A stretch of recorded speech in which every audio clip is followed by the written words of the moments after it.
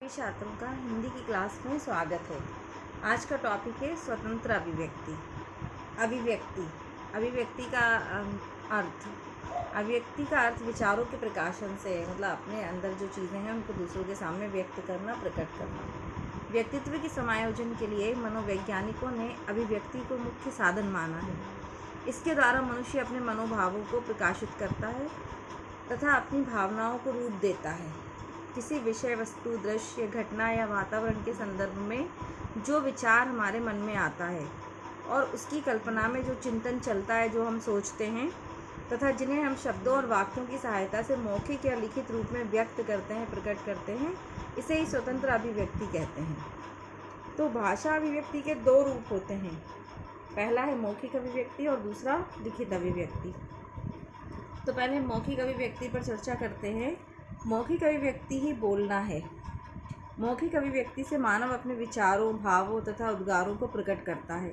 जब व्यक्ति ध्वनि के माध्यम से एवं मुख के अवयवों की सहायता से उच्चारित भाषा का प्रयोग करते हुए अपने विचारों को प्रकट करता है, तब उसे मौखिक अभिव्यक्ति कहा जाता है।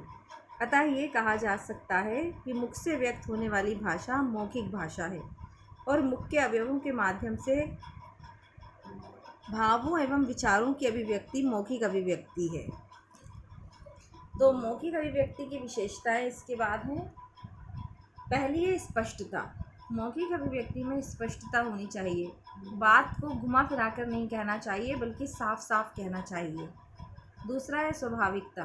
वार्तालाप करने में स्वाभाविकता होना चाहिए, बनावटी शब्दों का प्रयोग नहीं करना चाहिए। फिर है मधुरता। मौखिक अभिव्यक्ति में मधुरता होनी चाहिए। मधुरता में एक आकर्षक शक्ति होती है। मीठी बोली सबको अच्छी लगती है, इसलिए हमें हमेशा मधुर बोलना चाहिए, मीठा बोलना चाहिए। फिर है बोधगम्यता। आदर्श वार्तालाप के लिए बोधगम्य भाषा का प्रयोग करना चाहिए, ऐसी भाषा जो सबको समझ में आ जाए। कठिन भाषा का प्रयोग वार्तालाप में नहीं करना चाहिए। साथ ही अप्रचलित शब्दों का प्रयोग भी नहीं करना चाहिए। जो चलन में हो, जो भाषा, जो शब्द प्रचलन में हो, उन्हें बोलना चाहिए। फिर है शुद्धता। वार्तालाप में शुद्ध उच्चारण का ध्यान रखना चाहिए। बोलते समय शुद्ध भाषा का प्रयोग करना चाहिए। फिर अगली हेडिंग है अवसरानुकूल। मौखिक अभिव्यक्ति में भाषा का प्रयोग विभिन्न अवसरों जैसे हर्ष, उल्लास, शोक, दुख, दया, सहानुभूति तथा प्यार आदि अवसरों पर भावों के अनुकूल ही उचित भावों की अभिव्यक्ति करनी चाहिए। जब किसी के यहाँ खुशी में शामिल हुए हैं तो खुश होकर अभिवादन करेंगे, किसी के यहाँ दुख में गए हैं तो शोक प्रकट करेंगे, इस प्रकार से। फिर है प्रवाहिकता।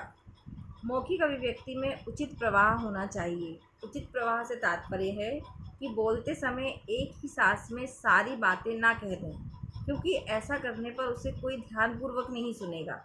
बोलते समय हमें उचित विराम चिन्हों का ध्यान तथा यथास्थान धीमे व तीव्र शब्दों का प्रयोग करना चाहिए। फिर है शिष्टता। मौखिक भाषा में शिष्टाचार का भी भी रखना चाहिए। मौखिक अभिव्यक्ति में कर्कश शब्दों तथा लोकाचार के विरुद्ध कुछ भी नहीं बोलना चाहिए। बालकों को यह बताना भी आवश्यक है कि वह बड़ों से किस प्रकार का व्यवहार तथा वार्तालाप करें। इस वीडियो में इतना ही।